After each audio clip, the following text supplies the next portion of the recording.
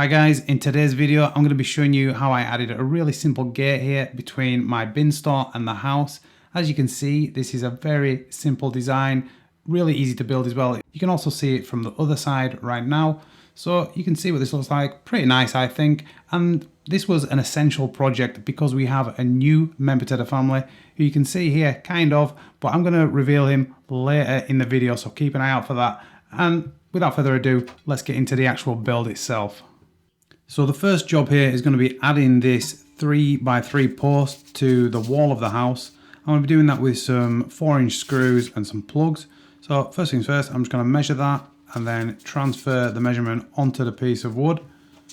And we're going to cut this with a slight angle on it. So once I'm happy with the measurement, I'm going to take it over to the chop saw, set this at 22.5 degrees. And then unfortunately, this is where I ran up against my first problem of the job because the chop saw wouldn't go all the way through the piece of timber. However, it's not a big deal. I just went and grabbed a handsaw. As you can see, I can just finish that off quite easily with a saw. And that's that. We can take that back over and fix that in place now. Also worth mentioning, I did just kind of sand the edges up there just to tidy it up, and the top just to make it a little bit cleaner. But that was 2 seconds of a job with a little block plane and a piece of sandpaper.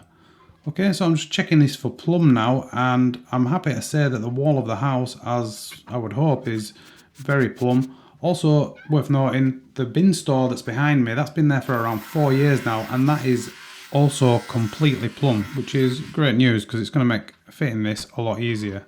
Okay, so as you can see, I'm drilling through the wood there into the wall, and then I've removed the post and put the plug directly into the wall. This is going to be better because it ensures that the plug is definitely going into the wall and we're getting a good fixing.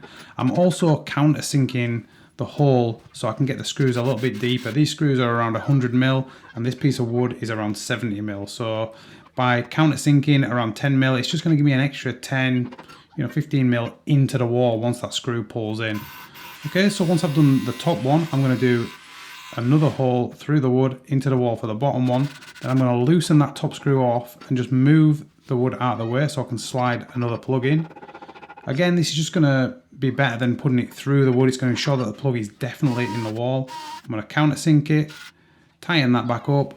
Then I'm going to grab another screw, pop that in there, hammer it all the way home, and then tighten that in. Now this is already solid, but I'm just going to err on the side of caution and add another one in the middle just to give it that extra little bit of strength. Now with this one, I didn't want to take the post off again, so I did actually just get another plug, shove it straight into the wood, and then I just knocked it through with a screw. This is often going to work, but with the first two, I wanted to just ensure 100% that they were definitely in the wall. But I can say that this is completely solid now, and it is also really nice and plumb. As you can see, I'm really happy with that. So the next job is to measure up, because obviously we need to know how big the gate wants to be.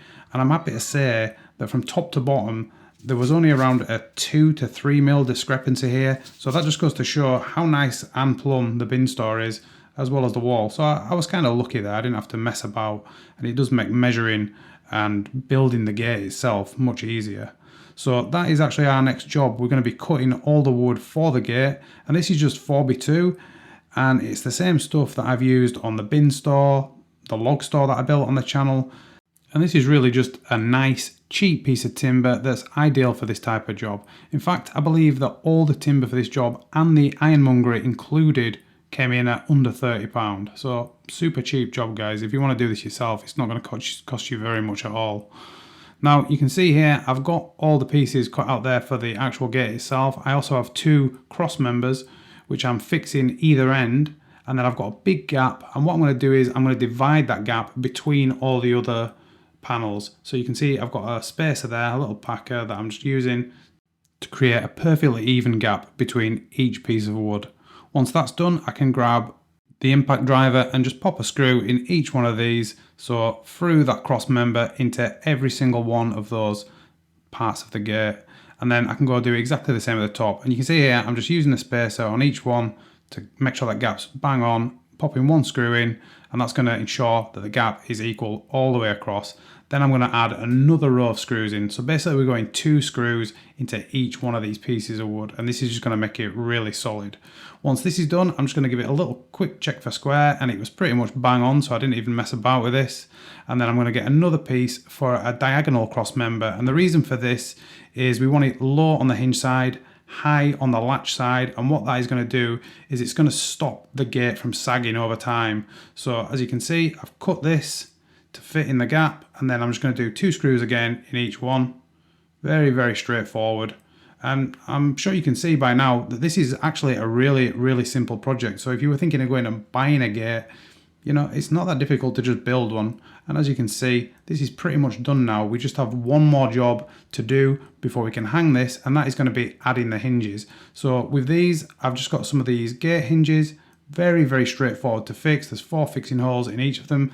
I didn't even really measure this. I just kind of eyeballed it, you know, got it to where it looked like it was roughly in the middle, and then screwed it in place. And once that's done, we can go actually hang the gate to the post. Now, obviously your gate doesn't want to be on the floor. So what I've done here is I've packed it up with one of the 4x1 fence panels at either side with a packer as well, just to lift it up a little bit more. And then I'm just going to put 1 screw in the top, 1 in the bottom, take those packers out from underneath, just make sure it swings nicely, and then I can just put the rest of the screws in. So that's looking pretty decent. Pop the rest of those screws in, and at this point we actually have a working gate in that it is swinging in the opening. All we need to do now is fit that catch, and I'm just going to show you how simple this is. Really, really simple. So I'm just going to wedge the gate up again so I can fit it in situ without taking it off. Going to make a little pilot hole for the first screw hole there, and then I'm going to take this catch bar, I guess I would call it. I'm just going to put 2 screws in that to hold it in place, and then I can use that bar to position the latch. And all I'm going to do is I'm going to grab my pencil off the floor and put a little pencil mark in each one of the screw holes, and that means I can open the gate and I know exactly where that catch is going to be fixed now. So simply just add a little pilot hole there, and then I can put the first screw in, screw that in, and now line everything up with those little pencil marks, and I know exactly where each one of these screws is going. And that's it, guys. We have a working gate, and as you'll see in a second, this is going to close lovely. And then I can introduce you to the new member of the family, Barney, who can safely be let out of the house now. And we know that he's not going to run off because this gate is going to keep him in the garden where he's happy to just play out and do his own thing, which is ideal for us as a family. And as you can see, he can't get over the fence. He can pop his head over and say hello, but that's about it. And occasionally he might jump up, you know, to see who's on the other side, but he's not getting out of there anytime soon. And most importantly, he just has that bit of extra freedom now where he can just play in the garden. He's just free to run about and have a great time. So let me know what you think, guys. What do you think to the gate? And more importantly, what do you think to this little guy, little Barney, new member of the family? I'm sure you'll definitely be seeing him in plenty of the future videos because he is certainly not camera shy. Anyway, guys, hope you enjoyed the video, and I will see you in the next one.